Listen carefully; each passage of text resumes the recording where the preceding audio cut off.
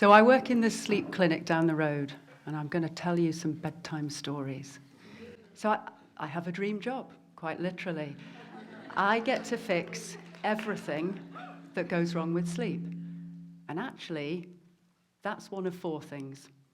You can be sleepy or sleepless, or things can go bump in the night, or you can be trying to sleep out of sync with the rest of the world. So I thought, if I explained a little bit about what we do, you'd understand why we care about making sleep better, because honestly, largely you don't. You live in a daytime world. So when things go wrong, you always blame a daytime disease, rather than focusing in on the night. So, 2 stories. I'm going to tell you about 2 men who happened to come to the sleep clinic 10 years ago. Now, very different people, actually. One was a builder, one was a high-powered academic. But what I was struck by was that they both told me the same story, word for word. Nasty, vivid, violent, aggressive, attacking dreams, building up nearly every night.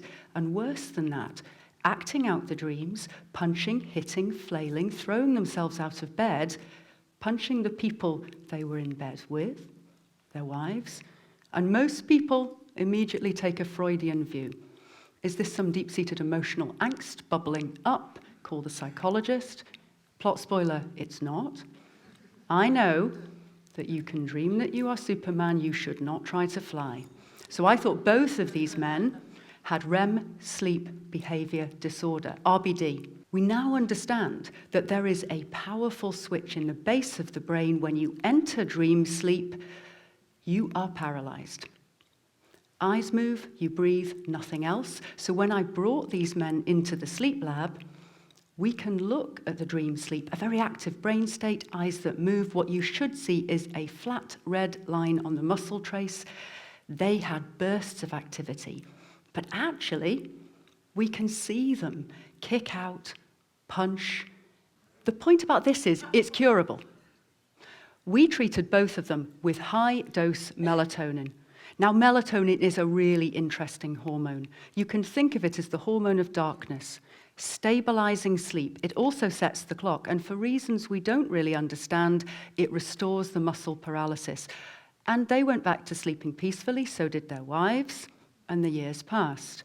But I kept seeing them, year after year, looking at the day as well as the night, and that's because we now know that RBD is a sign of trouble coming, not for everyone, but for many. In fact, it's the single most important early warning system for developing Parkinson's disease. It may be a month, a year, 10 years, or even 20, but many of my patients are going to start to shuffle and shake and get slower. And if you go back to what's a beautiful essay written 200 years ago by James Parkinson, in there is buried sleep disturbance, violent movement of the limbs at night. Now, I want to help people. I want to treat their disease during the day, but the holy grail of treating brain degeneration is cure. It's prevention. So you need a group of patients who've not had trouble yet.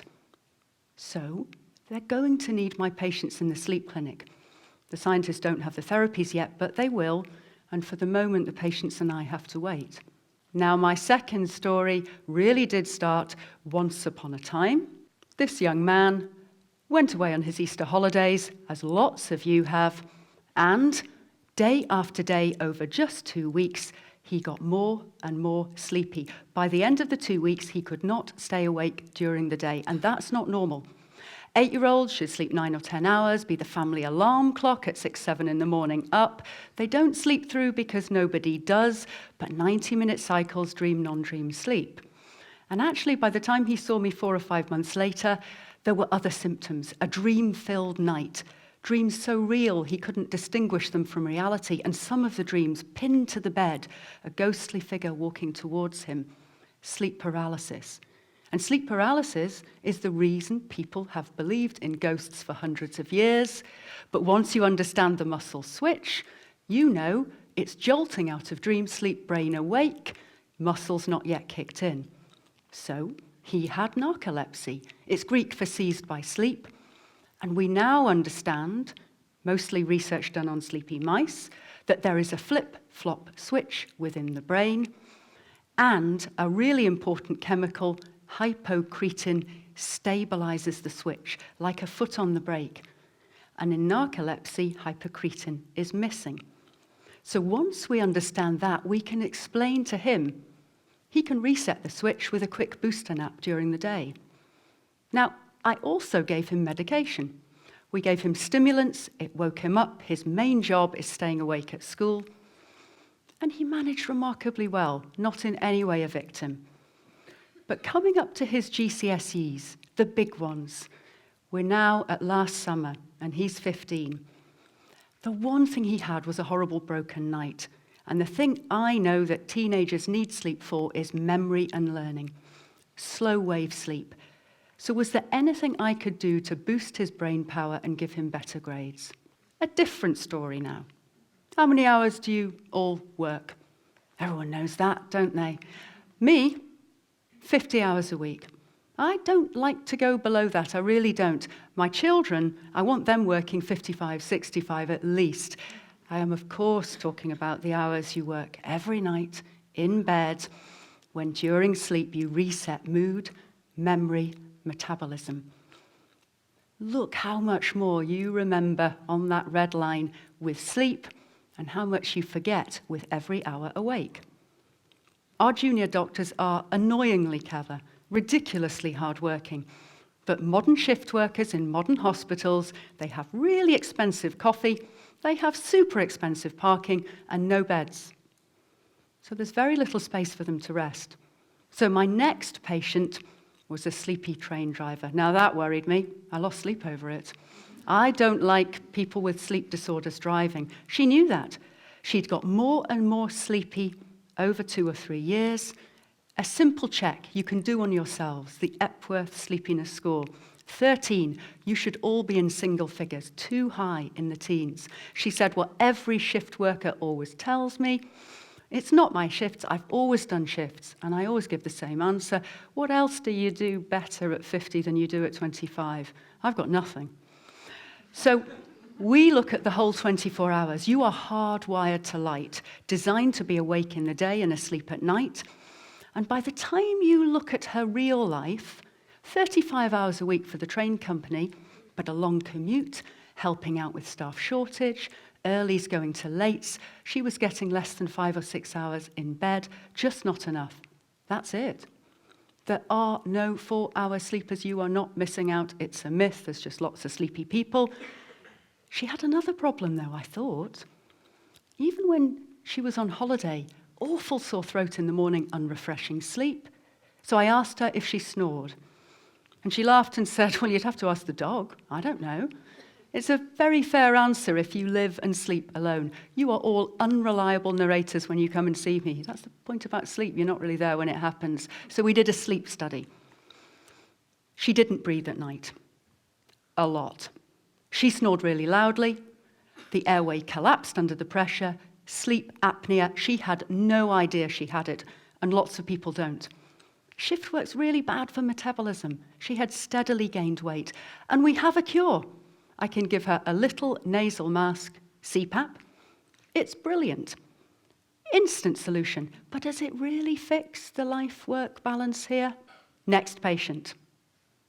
The commonest sleep problem, you'll all have had it at some stage, and I really felt sorry for this lady. She didn't think about sleep normally. You don't when it's working well. And a whole series of unfortunate events, chest infection, rotten holiday with a time zone change, had physically disrupted sleep, and she started thinking about it and worrying about it and not relying on sleep. She started chasing it, putting effort into something that should be automatic, dreading the bedroom. Going to sleep is like riding a bike or falling in love. Don't overthink it. It spiraled into crisis horribly quickly. In fact, the crisis team were needed. She needed admission to a local psychiatric hospital. Do you know that in the UK, in acute psychiatry wards, at any age, if you go in, you will be physically checked every hour of every night as standard?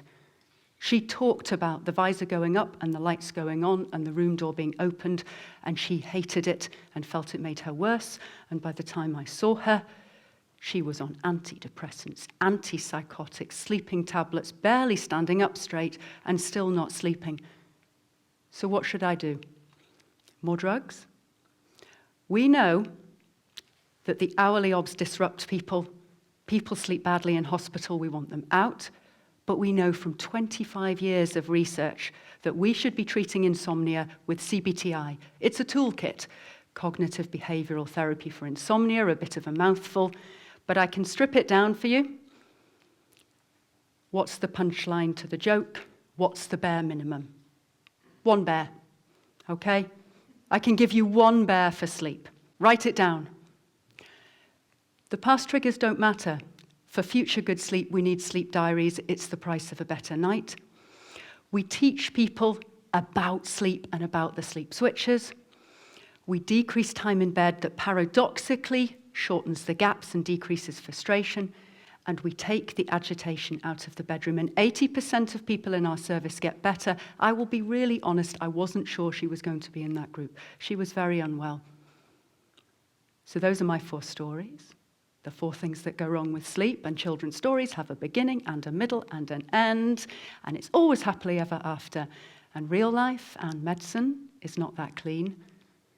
But shall I tell you how the stories have ended, so far at least? Yes.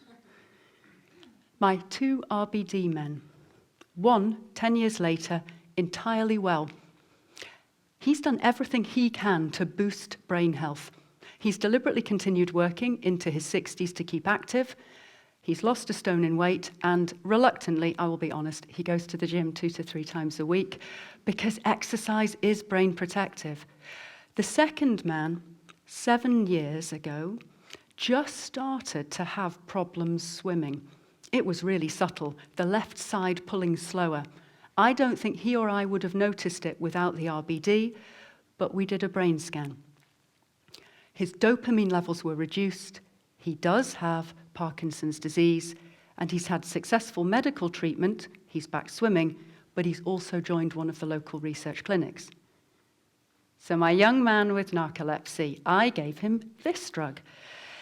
Sodium oxybate is eye-wateringly expensive at £9,000 a year, and I am not allowed to prescribe it for everyone, but it's one of the very few drugs that increases slow-wave sleep. He said it was amazing. He had forgotten what it was like to have a deep and dreamless sleep. Now, you all cross your fingers for him. His first exam's in 3 weeks, and I remember the stress of those tests. Do you know what? For him, he will always control his dreams, and I hope his narcolepsy is the least interesting thing about him. I think it will be. My shift worker turned down CPAP. She went on one of the fasting protocols, the 5-2, and she lost 2 stone in 8 weeks, and she completely cured her sleep apnea, and we did check that with a repeat sleep study, and her knee and back pain got better. And I wrote her a letter for fixed morning shifts because she's a lark. But she handed in her notice. She set up a small gardening company with a friend. Buckets of natural light and exercise, the 2 best sleep drugs, so much better than caffeine and alcohol. My insomniac, it was painful and it was slow, and huge support from her husband, and she came every week, and slowly we knitted together the gaps in the night. And at 3 months she was sleeping 4 to 5 hours, occasional bad nights. At 6 months, 6 to 7, about normal for age, and off all of the medication. And 9 months, she cancelled her follow-up and sent me a picture of her new puppy. She didn't need me anymore. And like all of the best villains in children's bedtime stories, her insomnia has never been seen again. But it was her story and others that I heard on the psychiatry ward that made us set up Sleep Well. This is a UK first. We have taken 7 acute psychiatry wards and given protected sleep safely, effectively, and the quiet heroes here are the nurses. Change is hard in a blame culture, and they're there at 2 a.m. and I'm not, and I am grateful to them. So you know I mean it. when I say sleep well, good night.